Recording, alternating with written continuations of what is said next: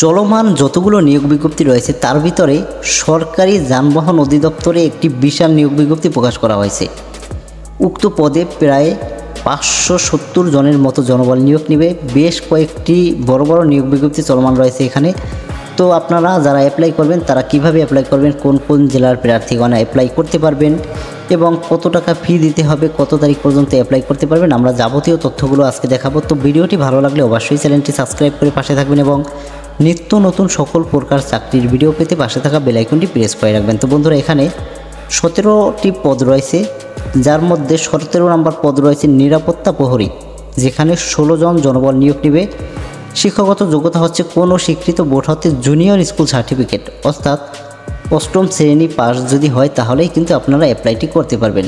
পরবর্তী যে পদ রয়েছে ক্লিনার হেল্পার, যেখানে 29 জন জনবল নিয়োগ নেবে। এখানে আপনাদেরকে মাধ্যমিক স্কুল সার্টিফিকেট বা সমমানের পরীক্ষায় যদি আপনি উত্তীর্ণ হন তাহলে অ্যাপ্লাইটি করতে পারবেন। এরপরে রয়েছে অফিস সহায়ক। অফিস সহায়কে সর্বমোট 5 জন জনবল নিয়োগ নেবে।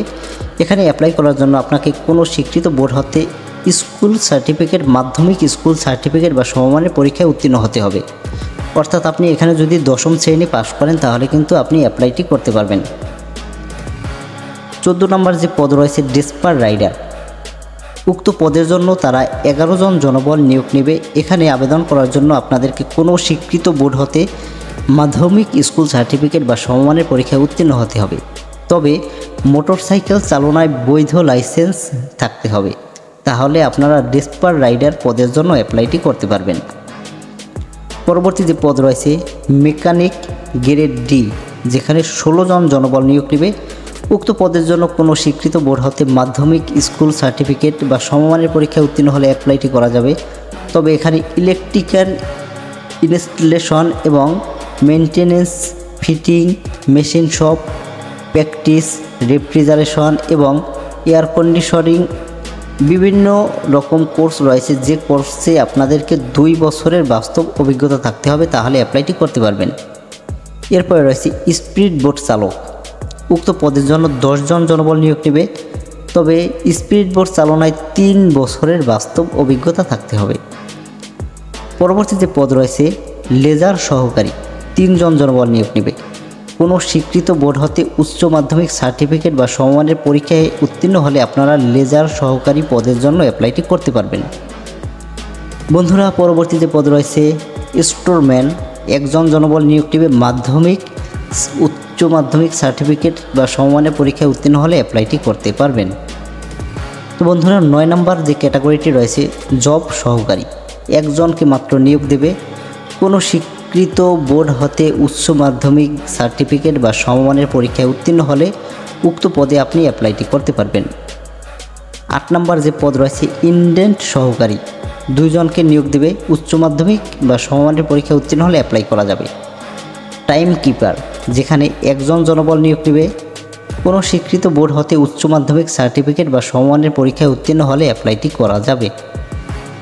বন্ধুরা, পরবর্তী যে পদ রয়েছে হিসাব সহকারী, যেখানে 5 জন জনবল নিয়োগ নেবে। উক্ত পদের জন্য কোনো স্বীকৃত বোর্ড হতে বাণিজ্য বিভাগ থেকে আপনাদেরকে অবশ্যই উচ্চ মাধ্যমিক সমমানের পরীক্ষায় উত্তীর্ণ হতে হবে।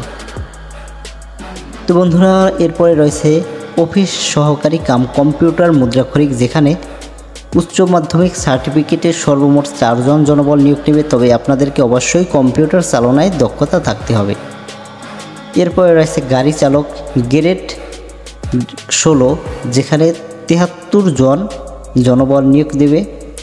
এখানে আবেদন করার জন্য আপনাদেরকে কোনো স্বীকৃত বোর্ড হতে জুনিয়র স্কুল সার্টিফিকেট পরীক্ষায় উত্তীর্ণ হতে হবে, তবে হালকা গাড়ি চালানোর বৈধ ড্রাইভিং লাইসেন্স থাকতে হবে এবং অভিজ্ঞতা সম্পন্ন চালকদের অগ্রাধিকার পাইবেন। পরবর্তী যে পদ রয়েছে গাড়ি চালক, 333 জন জনবল নিয়োগ নেবে। উক্ত পদের জন্য কোনো স্বীকৃত বোর্ড হতে জুনিয়র স্কুল সার্টিফিকেট বা সমমানের পরীক্ষায় উত্তীর্ণ হলে গাড়ি চালানোর বৈধ ড্রাইভিং লাইসেন্স থাকতে হবে এবং অভিজ্ঞতা যদি থাকে তাহলে কিন্তু আপনাদেরকে তারা অগ্রাধিকার বেশি দিবে। পরবর্তী যে পদ রয়েছে মেকানিক গ্রেড বি, এখানে 19 জন জনবল নিয়োগ নেবে।